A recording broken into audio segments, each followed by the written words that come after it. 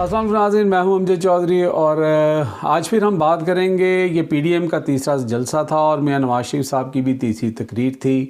हम बात करेंगे कि इन जलसों और इन तकरीरों का जो आम आदमी है पाकिस्तान का, उनकी सेहत पर क्या असर है।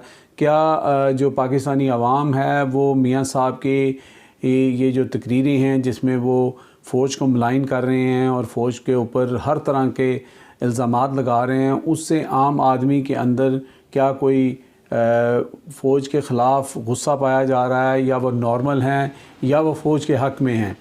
तो अभी तक तो अगर आप देखें तो किसी किस्म का कोई जलसों के अलावा कि आप जलसों के लिए लोगों को इकट्ठे करते हैं, 3 जलसे आपने किए हैं। पंजाब में जो है मुस्लिम लीग नून ने किया है, सिंध में पीपल्स पार्टी ने किया और यहाँ पर मौलाना फजल रहमान का शो था। तो वो जमाती तौर के ऊपर वो जलसे सारे थे, लोग वहाँ गए और अच्छे जलसे थे, आप कह सकते हैं कि बड़े जलसे थे।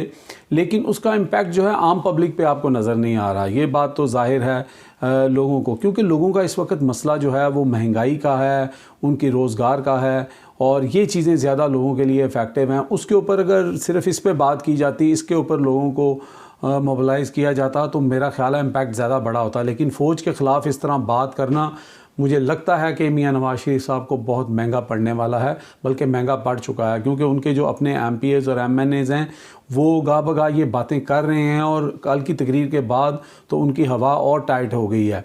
तो आने वाले वक्तों में मुझे लगता है मियां साहब अपने आप को जो है वो बिल्कुल अल्ताफ़ हुसैन की जो सिचुएशन है उसकी तरफ लेके जा रहे हैं, ये नज़र आ रहा है। पहले हम इमरान खान की सिचुएशन पे बात कर लेते हैं। इमरान खान साहब जो हैं उनको इस वक्त बहुत बड़ी बड़ी चीज़ों का फ़िक्र है। मसलन एक फ़िक्र उनको ये है कि उन्होंने नवाज़ शरीफ को लेके आना है। जैसे उन्होंने जाने नहीं देना था, फिर नवाज़ शरीफ चले गए, अब उन्होंने उनको लेके आना है। अब भाई आपके इतने आसान काम नहीं हैं। जाने के वक्त तो जिन्होंने भेजना था उन्होंने भेज दिया, लेकिन लाने के लिए सिर्फ पापड़ बेलने नहीं पड़ेंगे, कानून भी कोई चीज़ है। और वो मरीम नवाज शरीफ सही कहती हैं कि ये बनाना रिपब्लिक नहीं है, यहाँ पे ऐसा नहीं होता। तो खान साहब आप छोड़ें इन बातों को, गरीब आवाम की तरफ ध्यान दें। उनका क्या हाल हो गया है आटा चीनी दाल का देखें। आप कभी कहते हैं कि मैं इनसे सहूलतें जेल में से छीन लूँगा, कभी कहते हैं मैं मरीम को बाहर नहीं जानूँगा। भाई आम आदमी को नहीं सुनना, ये आम आदमी को ये बिल्कुल नहीं सुनना। जैसे आम आदमी को मियां साहब की बात नहीं सुननी कि वो फ़ौज के ख़िलाफ़ जो हरकतें कर रहे हैं, इसी तरह उनको कुछ लेना देना नहीं है। ठीक है, ये चीज़ें साथ साथ चलती रहेंगी। सबसे पहले आप महंगाई पर कंट्रोल करें, उसमें आप बुरी तरह नाकाम होते जा रहे हैं। और जिस दिन पब्लिक महंगाई की वजह से बाहर आ गई, ये तो ला नहीं सके, नाहल और जाहिल लोग हैं जो PDM के लोग हैं, लेकिन वो ख़ुद ब खुद अगर आ गई तो आपके लिए और फ़ौज के लिए भी आवाम को संभालना मुश्किल हो जाएगा। अब ज़रा बात कर लेते हैं कि एक और बात जो है, मौलाना फजल रहमान साहब को हमेशा इमरान खान सच्चा कर देते हैं, क्योंकि वो कहते हैं कि इमरान खान जो है वो यहूदी एजेंट है। और एक बार फिर इमरान खान ने यह साबित कर दिया कि इमरान खान वाकई में यहूदी एजेंट है, क्योंकि इस्लाम के जो अलमबरदार और ठेकेदार, वो 11 जमातों के लोग आज जिस स्टेज पे खड़े थे, उनकी भी मैं आपको तफसील बताता हूँ। लेकिन इमरान खान यहूदी एजेंट कैसे हैं? क्योंकि इमरान खान ने एक बार फिर फ़्रांस के सदर को जो है वो बड़ा सख्त ट्वीट किया और उसमें बताया कि उसने मुसलमानों की दिल आज़ारी की है और वो एक सदर हो के, एक मुल्क का सरबराह हो के लोगों को जोड़ने की बजाय वो नफ़रत अंगेज़ बयानात दे रहा है, और ये बहुत ही छोटी और गलीज़ हरकत है। इसी तरह के अल्फाज उन्होंने उसमें यूज़ किए। उसके साथ साथ उन्होंने फ़ेसबुक का जो करता धरता है, जो ऑनर है, उसको भी एक ख़त लिखा कि फ़ेसबुक के ऊपर जो है तुम कंट्रोल करो कि इस्लामिक फ़ोबिया जो है वो बहुत ज़्यादा फैलाया जा रहा है तुम्हारे जो है वो फ़ेसबुक की वजह से। तो इस लिहाज से एक दफ़ा फिर जो है टर्की के जो सदर हैं अर्दोगान और इमरान खान, आज हमारे पॉलिटिशियन मौलाना फजल रहमान और दीगर जमातों के नज़रिए में ये सब लोग जो हैं वो यहूदी एजेंट हैं, तो वो एक दफ़ा फिर साबित हो गए हैं।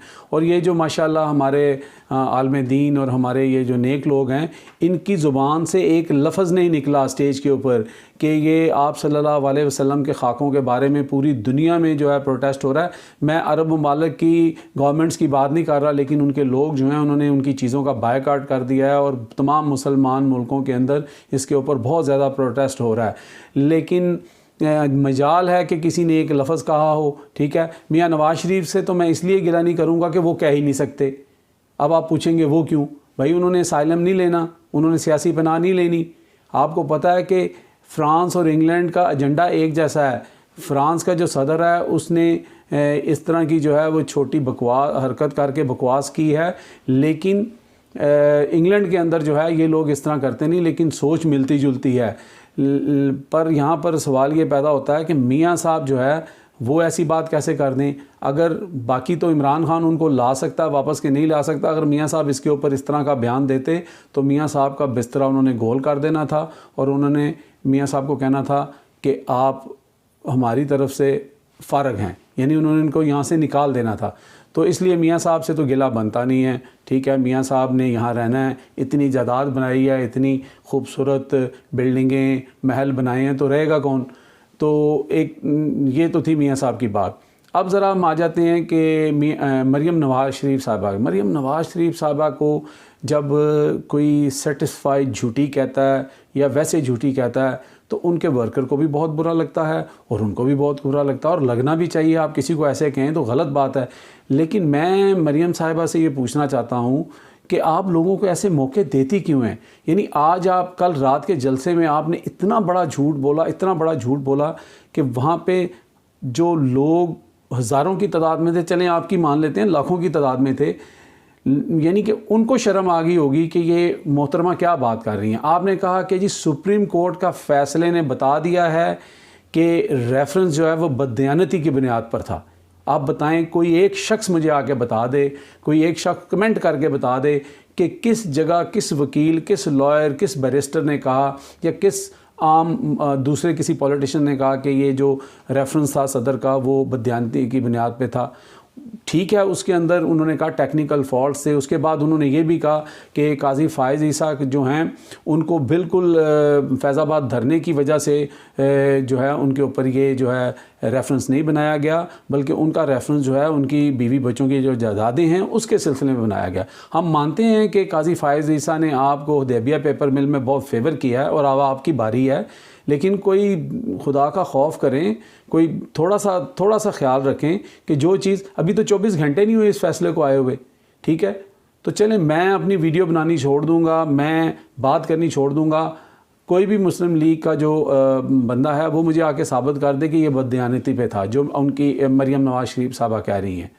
तो इस तरह की बातें ना करें, फिर आपको लोग झूठी कहते हैं तो आपको वो चीज़ बुरी लगती है।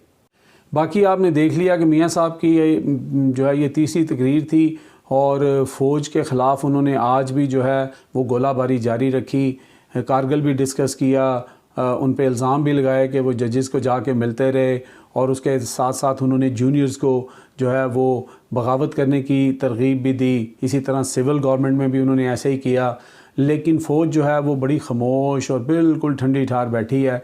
मियाँ साहब की शायद तवक्को थी कि मेरी पहली तकरीर के बाद ही ना तो फिर दूसरी के बाद ही शायद मार्शल लॉ लग जाएगा और इन सारी चीज़ें ये लपेटी जाएंगी और जान छूट जाएगी। मुझे नहीं लगता कि फ़ौज इस दफ़ा मार्शल लॉ के मूड में है और मियाँ साहब के अरमानों के ऊपर पानी फिर चुका है। बहुत खुश है और इंडिया में शमियाने बज रहे हैं क्योंकि मियाँ साहब हर एक तकरीर के अंदर फ़ौज को जो है मलाइन करते हैं, उनके बारे में डिफरेंट राज बताते हैं, तो इंडिया उसको कैश करता है। दूसरी तरफ आज जब तकरीरों के दौरान ये कहा गया कि हम जो है वो बलूचिस्तान में आज़ाद रियासत चाहते हैं और बलूचिस्तान को आज़ाद करके रहेंगे, इस तरह की बातें की गई, तो ओबियसली कल इंडिया इसको भी चलाएगा। देखें जी, हम कहते हैं कि बलूचिस्तान को आज़ाद होना चाहिए और आज तो वहाँ पे 11 जमाती जो टोला है वो भी यही बात कर रहा है और इसके साथ साथ जो अलहदगी पसंद हैं जो वहाँ के बलूचिस्तान के, वो उनके नज़रिए को भी तक़वियत मिलेगी। वो भी कहेंगे कि जनाब देखा हम ना कहते थे, आज तो 11 जमातें हमारे साथ हैं। अलबत्ता नूरानी साहब के बेटे ने कहा है जी मेरी बात को सियाक़ो सबाक़ से हट के बताया गया और इसकी उन्होंने एक किस्म की वजाहत करने की कोशिश की है, लेकिन इंडिया वजाहत तो नहीं दिखाएगा। वो तो ये दिखाएगा कि ये देखें जी पाकिस्तान के अंदर जो हैं वो जो पॉलिटिकल जमातें हैं वो फ़ौज के बारे में क्या कह रही हैं। ये है आज की वीडियो और ये है आज का सिनेरियो। इसके साथ ही मुझे अमजद चौधरी को इजाज़त दें। अपना और अपने इर्द गिर्द के लोगों का ख्याल रखें। Take care. अल्लाह हाफ़िज़। पाकिस्तान।